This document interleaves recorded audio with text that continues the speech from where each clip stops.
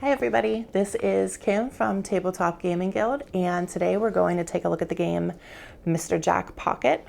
This is a two-player game from Hurricane Games, and it plays in about 15 to 20-ish minutes, and it is for ages 14 and up, and I'm excited to tell you about it. So let's go ahead down to the tabletop and take a closer look.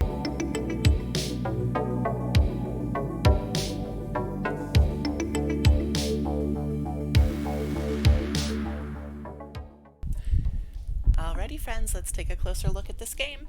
So, the first thing we're going to do is set up the tiles, the board itself. So I'm going to go ahead and take the tiles and just sort of mix them up. Orientation, the way that they are looking, will matter, as you will see, and we're going to deal these out in a 3x3 grid with tiles facing with the little faces up at us.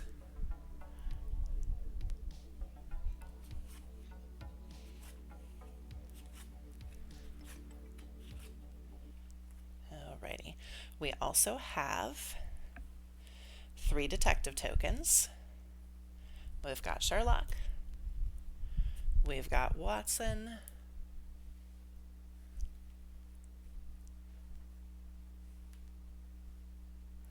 There we go. And we've got good old Toby. He goes down here.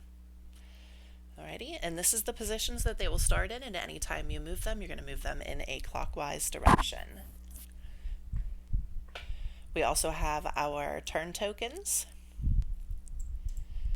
that help you remember what turn you're on. All of the odd ones are going to have this magnifying glass on one side, so all of the odd numbered turns will start with the investigators, and the even numbered turns are for Mr. Jack. They have the dagger, so that's how you remember those. We also have these 4 tokens that are going to be our action tokens. And the final set of items, these are the Alibi Cards. They will also correspond with these pictures. So, Mr. Jack, remember that you're playing either as Mr. Jack or as the investigators. Mr. Jack will take one and to himself only reveal his identity. So we are going to be Miss Stealthy. And on the board, she is right here as of now. Alright, so I'm going to keep that to myself. Also, these hourglasses are going to come into play because the way that you win, if you are Mr. Jack, is you collect 7 of these hourglasses. They also appear on the back of the turn tokens. And the investigators win if at the end of each round has 2 stages. If at the end of the second stage there's only 1 person left, obviously that would be the guilty party remaining.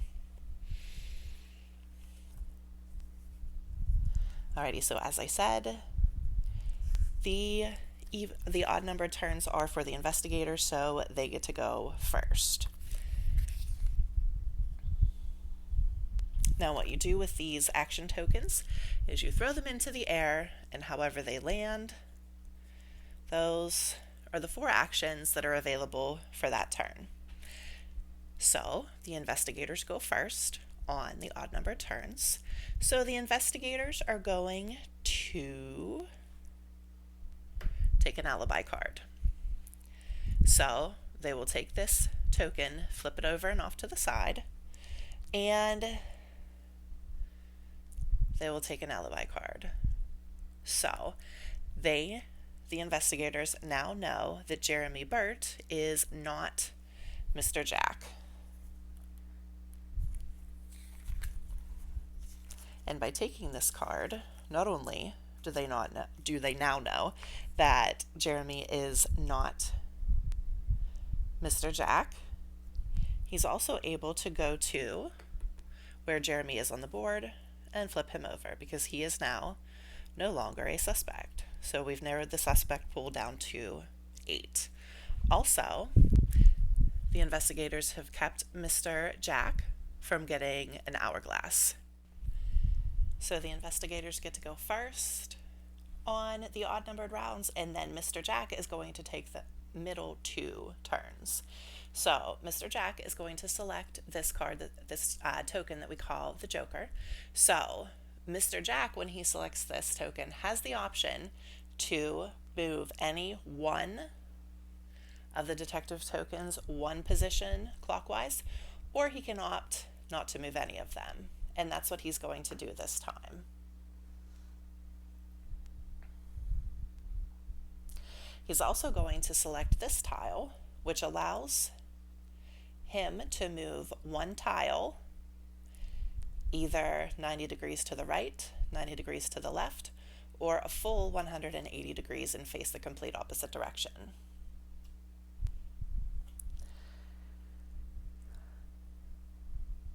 So we're going to go ahead and move this tile 180 degrees, hoping to maybe throw off the investigators that we're trying to keep this this person from being seen from the outside. And now it is the investigator's turn, and the only one left is Dr. Watson. So Mr. Jack left the investigators with a pretty crappy turn, because the option that they have is to move 1 or 2 spaces. And in either way, Dr. Watson, I don't want to forget his credentials, can not really see anything. So this is the end of the first stage of the turn, and it's at this point then that Mr. Jack has to answer if he can be seen, line of sight by the investigators. So Watson can't see anything because he's being blocked here. Toby has a decent line of sight. Toby can see these 2. And Sherlock has no line of sight because he's being blocked right here. So Mr. Jack would say, no, you can't see me. So that means that this character and this character are not Mr. Jack. Now here's where the token card comes into play. Since Mr. Jack was not seen, he gets to keep this token, which on the other side has an hourglass. So now he has 1 hourglass in his possession.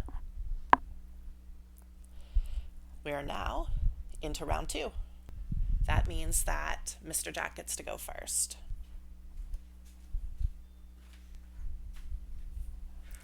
So these tokens that we had earlier, we flip them and for completely over.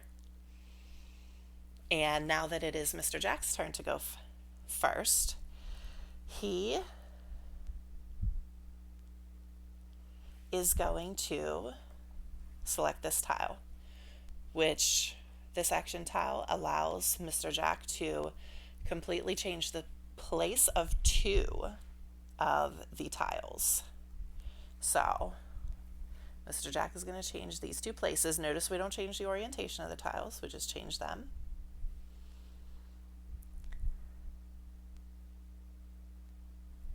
Alrighty.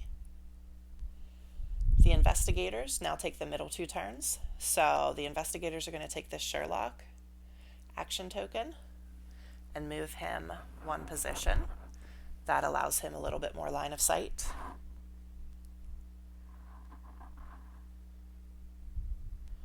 And they're also going to take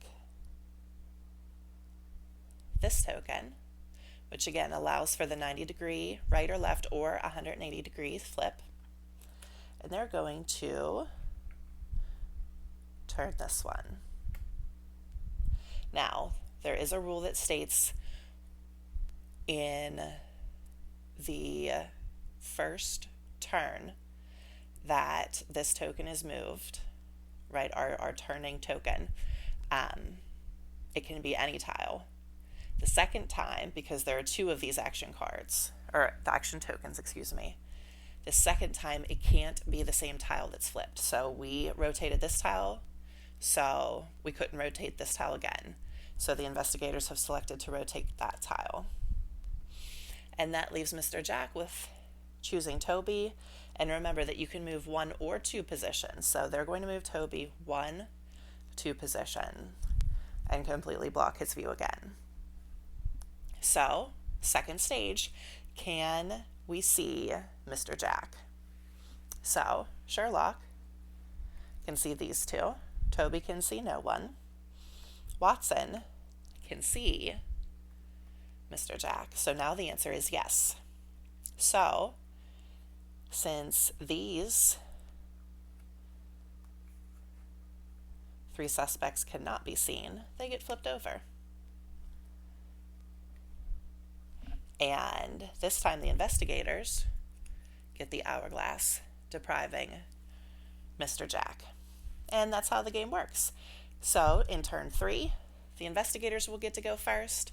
They would get to choose the first action. Mr. Jack would get to choose the next 2, and they would get to choose the final action, and so on and so forth until either Mr. Jack has a total of 6 hourglasses, which right now he only has 2, or until there's only 1 person left, 1 suspect. That must be the guilty party. There is a little extra rule, I guess we could say, at the end.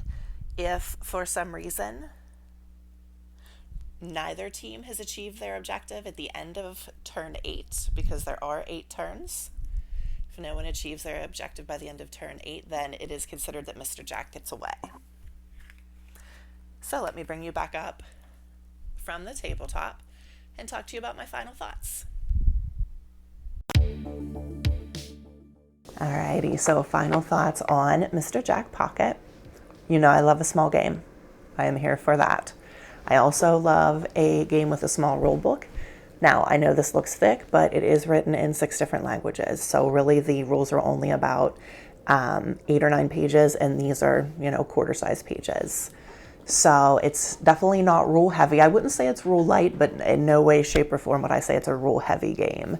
It's a quick game. It's quick to learn, not very difficult at all. I've always loved Sherlock Holmes, so I like the strategy aspect of the game. I think that's fun as Sherlock Holmes and the investigators, or as Mr. Jack. Slightly different strategies for both, but both fun to play from. So I would definitely recommend this game. I also would like to take a look at some of the other games that are in line with this. So as usual, if you like our content, please like the video, please subscribe to our channel, and anytime you come across a game that you think I would like, please comment, and I would love to take a look at it. So have a great day, everybody, and we will see you next time. Bye-bye.